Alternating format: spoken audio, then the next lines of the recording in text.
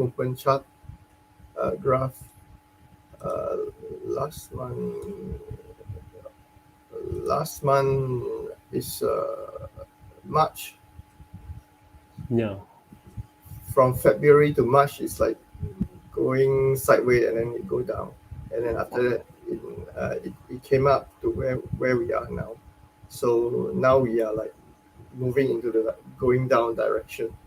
Yeah. So it sounds logical. It sounds like what the whales are doing typically. Accumulation.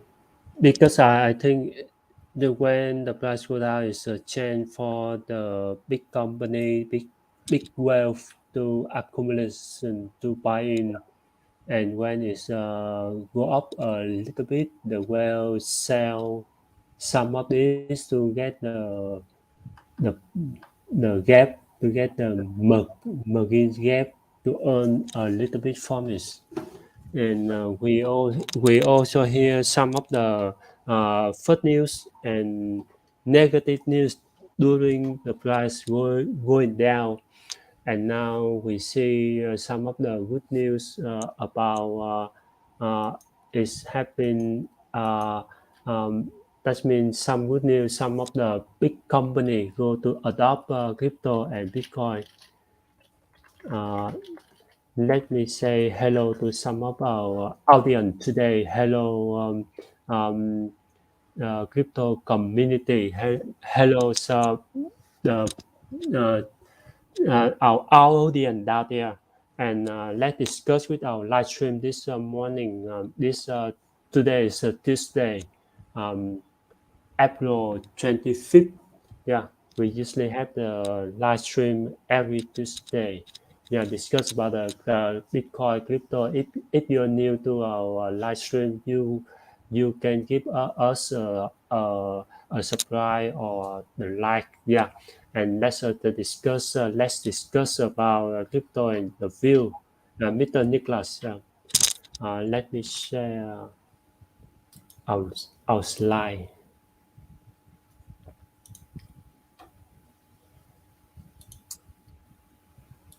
Yeah, this week the prices uh, uh, how would I say, they are a repeat of what we have seen in the last few months. Yeah, The price jumped a few $1,000s for Bitcoin, and then it just hang in between that margin. And of course, during the margin, it goes up and down. It's for kind of like creating a ceiling and a baseline for that. yeah. So uh, Here's the price. investors are able to make some money out of the margins. Yeah, now BTC is 27557, ETH is 1844. So Yeah, let's see if yesterday, what is the price yesterday? Today is why is the oh yeah, it's down there. Today is 25th, right? So yes, yesterday, 24th, the price isn't moving much.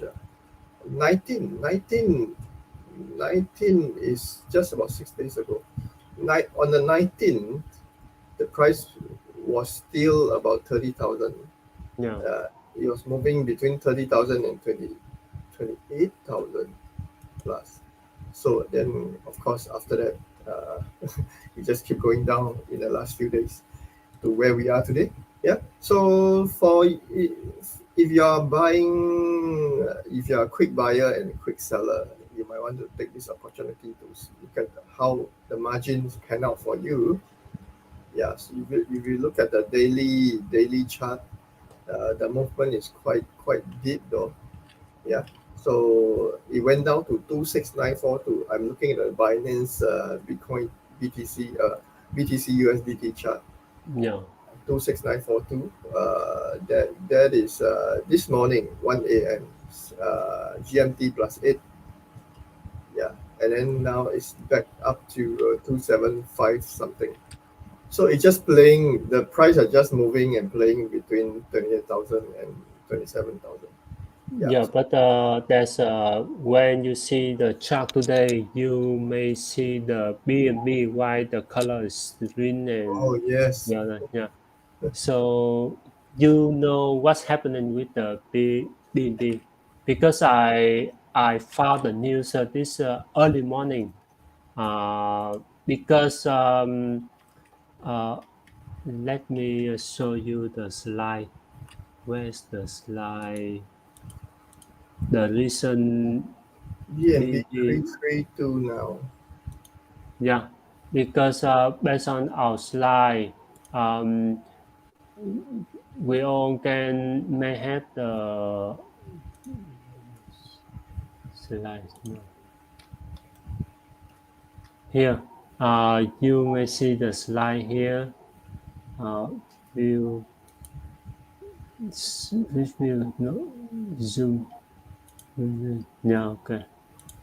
Here is because last time uh, in Binance, the Russian citizen they have been restriction to trade on Binance, and now on Binance the Russian can trade on it, can buy crypto on Binance. Yeah, that's this good Yeah, this news. sounds like interesting news because you know why? When was this? This this article was from which day? Oh, yeah, just these few days, right? Yeah. So you see, Russia right now, a lot of people will be thinking, oh, because US has sanctioned Russia, so Russia is dead now. No, they are more alive than ever before because they have a lot of friends who are buying oil from them, including those who have sanctioned them, like Europe. Yeah, Yeah, Europe followed the US to sanction Russia, and a lot of things happened to Europe, and now Europe are still buying oil from Russia, so they they will always have money. It's just that it's just that in the last few months, the tune and the note of them moving away from using US dollar totally is even louder. Yeah, yeah, so now even for the Bitcoin exchange Binance, they yeah, yeah they are what Russian users restriction were removed. It means Russian users, those who use all their computers in Russia, yeah, able to trade on Binance, which is yeah. That's right. just good for them. Yeah, Yeah, it's a good for the Russian citizen because last time if they want to move the money out the country or to want to put in the country, put in investing more in crypto, yeah. So they got the restriction on Binance and on the other exchange because of the sanction to Russia, and now it's good for the Russia bear. Yeah, so we are happy for this news about this. And okay, we also can hear some of the news about the Zimbabwe. You can see the well, Zimbabwe is one of the country have a very big inflation, hyperinflation in Zimbabwe, yeah. and now they are going I see to the one that has the $1 billion note. yeah, and now in Zimbabwe is going to uh, in Zimbabwe is going to launch rollback cryptocurrency, but the inflation is still there. It's still a high inflation. Yeah. Oh So yeah, yeah, if you search up on the pictures on Google, you can see they have 20 billion Zimbabwe dollar. One yeah, billion 20. Wow, so that's crazy. It's crazy number. I thought using rupiah was kind of like difficult to calculate, but this $20 billion. No. Yeah, so hyperinflation, things like this happens in country where they are very disadvantaged, and part of those reasons could be a lot of pressure from the West as well. Yeah, so for them to go and launch gold-backed cryptocurrency, I think that's a very good move. Yeah, so such move usually the government will try to protect their own system. They try to like ignite something new into their currency system, which is actually a good move. It's just like El Salvador last year or the year before, they started to use Bitcoin as legal tender and all. Yeah, so I believe more and more of all these kind of things will happen in African continent. Yeah, African continent is very big.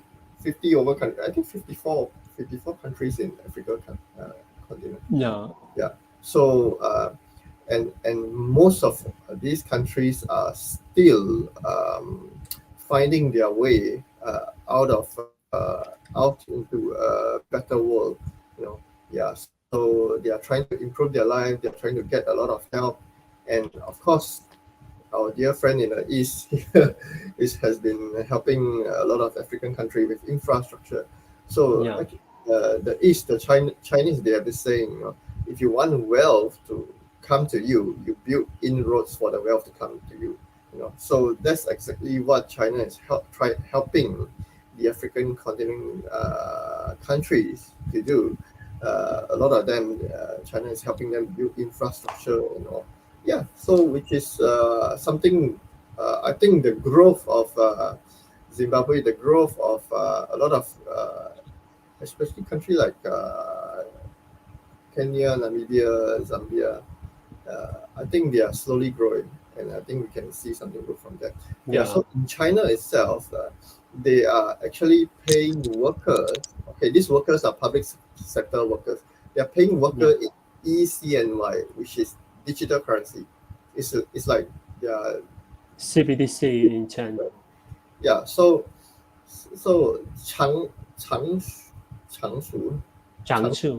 yeah. So the Yeah. Chinese word here is Changshu. Yeah, Yeah.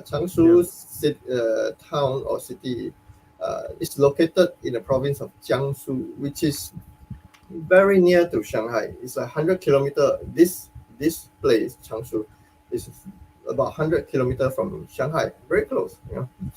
If you talk about high speed bullet train, it's just a matter of half an hour you can reach there.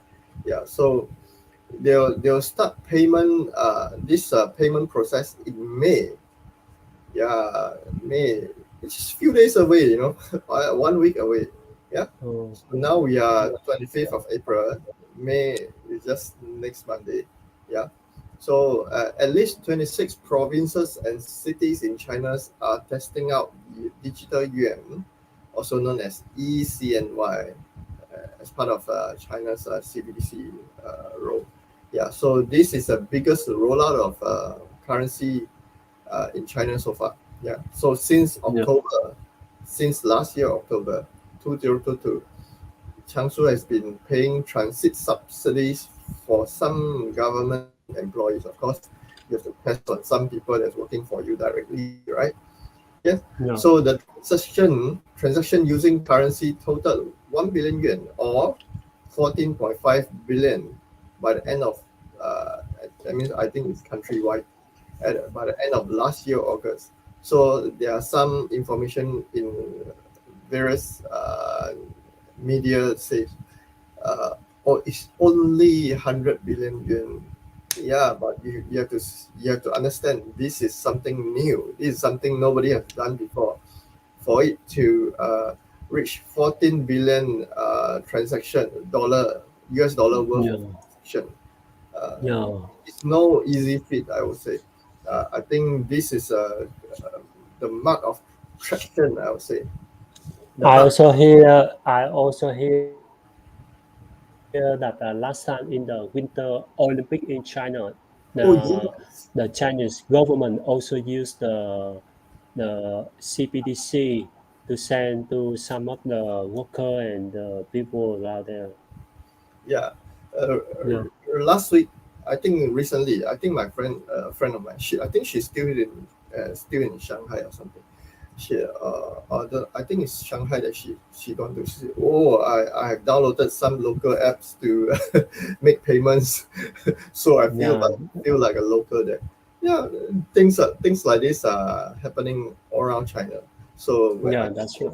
if you visit China, you can't go. You just have to download some local apps to pay in their currency over there, Yeah. which will make things a lot easier for you instead of carrying a lot of cash in your pocket. Yeah. And could you tell me more something about the privacy crypto in China? Yeah. You see, Because I read uh, some. when China when what we see in China right now is they are growing really strong and fast and furious into CBDC, into digital currency, into all this very fast-paced payment and all. So you see, but at the same time, the West, people in the West, they are worrying about now digital currency are centralized. The government are taking control. The government are controlling even the digital currency and all. So where does the privacy land? So there are a lot of worries for people who are very much into decentralization, very much into privacy, very much Yeah, into private spending, where they don't want their government to yeah, keep their eye on that. So, so, so the biggest financial privacy and censorship fear is that the CBDC, I'm reading from this slide here, may give government the power to silence anyone by blocking access to finance. That yeah, sounds familiar. It sounds like how the US has blocked some other countries from using their money because it is counted in US dollar. And also sounds like how some monies are being confiscated from certain countries for the use. That's $7 billion worth. Uh, but they are trying to fight back. Yeah. So according to some reports, China is entering the next CBDC adoption, which is very very true. They are already doing that. They are already paying their stuff in CBDC. So Monero, the Monero demand may soar in the coming days because with the upcoming all these worldwide CBDC activities, I think people's concept and idea is that it allow government to have a very dangerous, quote unquote, dangerous level of control over them, over the people through monitoring their spending or even through spying on them. So there are definitely people who wants their money to be less visible to government control, yeah. where government can easily just block them, just lock them or whatever, and then their money can move, right? Yeah. So when these kind of things come into your mind, the first thing you think of is privacy crypto. Yeah. But when we talk about the privacy crypto, some of the governments still hesitate, still worry about this because they can't control the privacy crypto like Monero, like Xeonbit and the other Zcash and some of the privacy coin. So it depends on the re- regulation Yeah. Depends on the on. country too because Yeah. it's still that's mean it's still the wild west, especially with the privacy crypto. Yeah, some of the And people talk about the privacy. They think that they afraid that. Yeah. So yeah. what do you think So about this? for some reason, I'm just thinking of along the line. Some of Yeah, these people who are worried about their government having control over their own money is probably yeah, some of the politicians. yeah, They are probably politicians who made a lot of money or have a lot of power. They don't want. They just want to have more privacy. Some of them could be people like them. yeah. Yeah, you never know. Yeah. Yeah, okay, I understand that. But that's just one of the other side is very small side, small demand to use the privacy crypto. Yeah, uh, but I think there could be some regulations or policies that can cover this area, but yeah, it doesn't jeopardize the whole system at large. You know, because the financial system, you need all the elements to come and play well together to yeah, that's right. make a nice tone, nice music kind of thing to see the economy move further. Otherwise, if you're going to restrict everything, then Yeah, how are you going to move forward? yeah. And I also hear some of the news. The little bird say that Visa is having a Oh, vision, yeah, to jump into crypto, and they seeking for the senior Web3 developer. Yeah, it's yeah, yeah, it's a good they news are for feeling the the crypto. pressure. I would say. I think they are feeling the pressure of some countries wanting to move away from using Visa. I think recently Indonesia was announcing that they want to have their own version of Visa and Mastercard instead of using Visa and Mastercard itself. Yeah, that's right. We hope in the future Visa can apply some of the Web3 and some of the crypto to bring to bring the uh, convenience for the user when they want to switch from the fiat to crypto. Yeah, Yeah, that that is a very big question, big lesson for the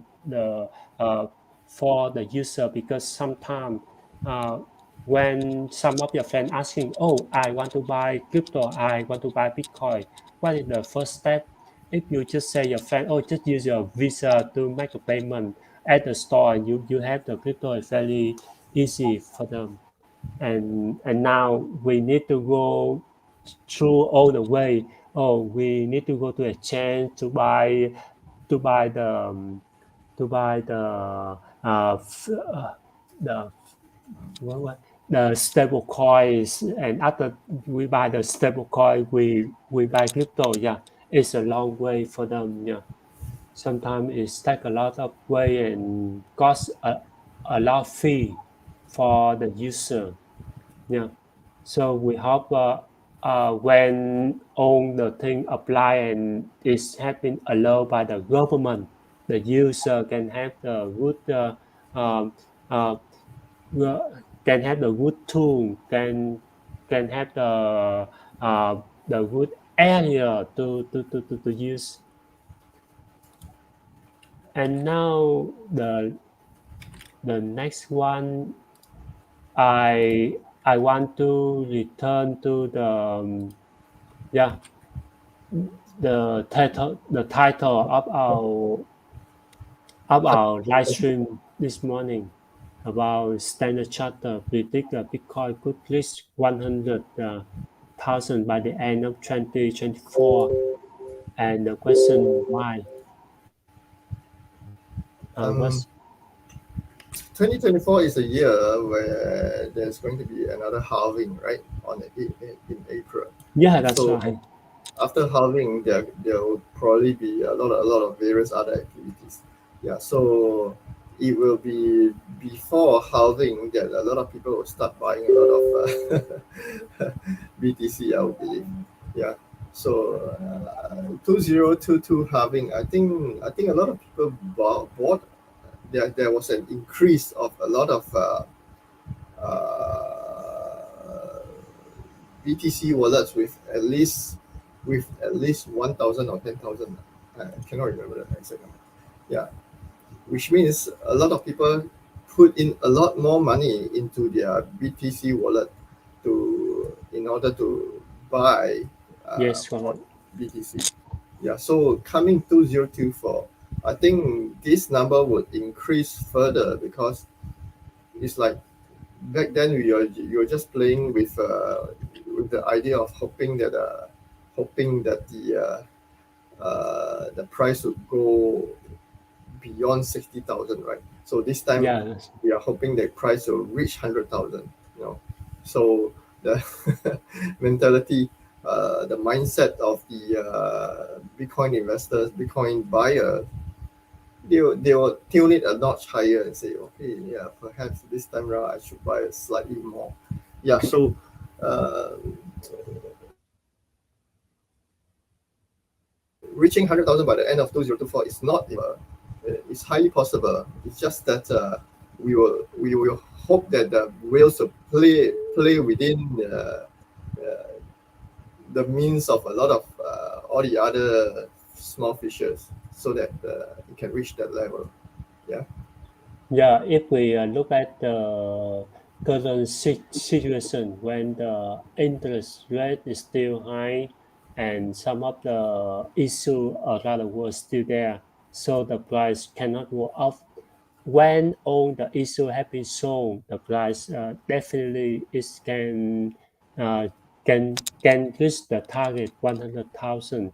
Like a lot of economists and a lot of famous author also comment that, like Robert Kiyosaki, he says keep buying gold and crypto because um, uh, economy now is so chaos and people and the government keep printing the money. Why we don't find a safe place to invest and something like that. Yeah. So it's still a good time because when the price go down, it's a chance for someone to accumulation, to do the accumulation, to buy some of the cheap asset. If you trust in some of the safe place like property, like stock, like gold, like crypto, yeah, just come in and you come in and wait. Yeah, I hope someday we can have the good result. Yeah, but that's not the that is not the financial advice. You may do some more research about what you invest in. Yeah, I also hope that we have we will have a good news in the next month. Yeah, when the price be better, and also it's time for us to complete our live stream this early morning. Yeah, if you have any question, please let us know. Please place a comment and join our community to chat with us. Yeah, Mr. Nicholas. Right. Thank you all for joining us. I hope you gain a little bit here and there out of our session. So, like Mr. Richard mentioned, we are actually not giving advices. We are just updating you with market information. And so, I hope that you guys, when you invest in some coins and tokens, do read up on the information behind on the team behind the project, and I hope you guys make some money, and we will see you in our next live stream. Bye bye. Yeah, see you in next live stream. Bye bye.